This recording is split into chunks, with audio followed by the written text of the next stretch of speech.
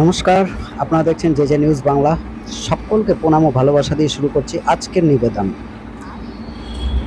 রাজ্য বিজেপির প্রাক্তন সভাপতি তথা প্রাক্তন সংসদ এবং প্রাক্তন বিধায়ক দিলীপ ঘোষের আজ বিয়ে হয়ে গেল। হ্যাঁ, ঠিকই শুনছেন। এবার দিলীপ ঘোষের 4 হাত 1 হওয়ার সময় হলো। 61 বছর বয়সে তিনি বিবাহের পিঁড়িতে বসলেন।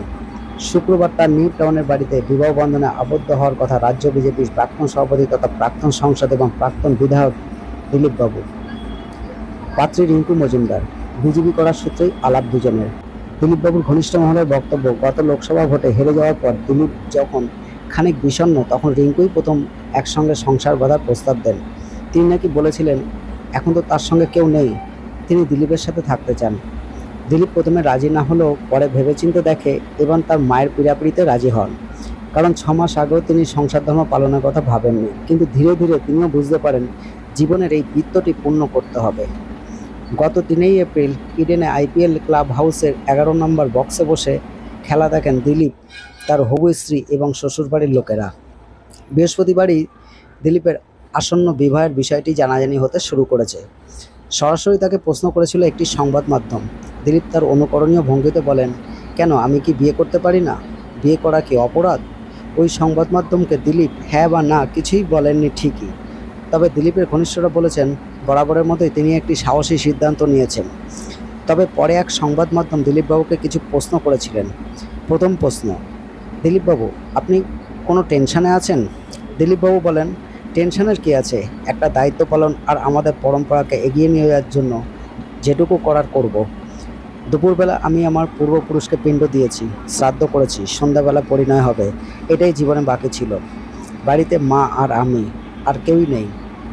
সংবাদ মাধ্যমে দ্বিতীয় প্রশ্ন, রাজনৈতিক মহলে আপনার একটা জনপ্রিয়তা রয়েছে, সেই জায়গা থেকে কিছু রিঙ্কু দেবীকে বাছলেন কেন? তার মধ্যেও কি আপনার মতাদর্শ খুঁজে পেয়েছেন?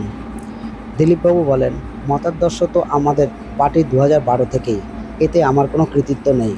আমার জীবনে দুজন মহিলা, এক আমার মা, গত 55 বছর আমি মায়ের থেকে দূরেই ছিলাম। পড়াশুনো, তারপরে সমাজের কাজ, দেখা সাক্ষাৎ হতো মাত্র। আর দ্বিতীয় ইনি অর্থাৎ রিঙ্কু মজুমদার, আমি তাকে ডাকিনি, কোনো রকম পছন্দ করিনি। বাকি 10 জন পার্টির কর্মী ছিলেন, তিনিও ছিলেন। উনি হঠাৎ এসে বললেন, দেখুন আমি তো ঘর পরিবার সংসার করেছি, আমার দায়িত্ব শেষ, ছেলে বড় হয়ে গেছে, ভালো চাকরি করছে, তবুও আমার মনে হচ্ছে একজন সঙ্গী দরকার, যাতে বাকি জীবনটা আমি তার সাথে থাকতে পারি। আমি বললাম, খুব ভালো কথা, বিয়ে করো। উনি বললেন, আপনি রাজি থাকলে বিয়ে করতে পারি। আমি বলেছিলাম, আমি তো কোনোদিন ভাবিনি বিয়ে করব, সংসার করব, আমার চরিত্রে নেই, তবে তোমার জন্য শুভেচ্ছা থাকলো। পরে আমি মায়ের কথাও ভাবলাম, বাড়ির বাইরে গেলেও তো আর মাকে অন্য জায়গায় রেখে যেতে পারি না, জল দেওয়ার লোক নেই। উনি বলেছিলেন, আপনার তো পরিবারে কেউ নেই, আপনি ভাবতে পারেন। আমি তখন মাকে বলেছিলাম, মাই প্রথমে মত দিয়েছিলেন, তারপরে আমি হ্যাঁ বলেছিলাম।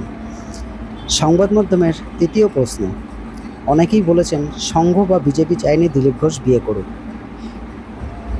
এই প্রশ্নের উত্তরে দিলীপবাবু বলেন, কেউ চাইলো না চাইলো তাতে আমার কিছু যায় আসে না, এটা আমার ব্যক্তিগত সিদ্ধান্ত। দ্বিতীয় কথা হচ্ছে, আমার কোনো দায়িত্ব ছিল না, মা আমার কাছে ছিলেন না, আমি কোনোদিনই যেমন পয়সা উপার্জন করিনি, কোনোদিন পরিবারের দায়িত্বও পালন করিনি, আমার কোনো খরচ নেই।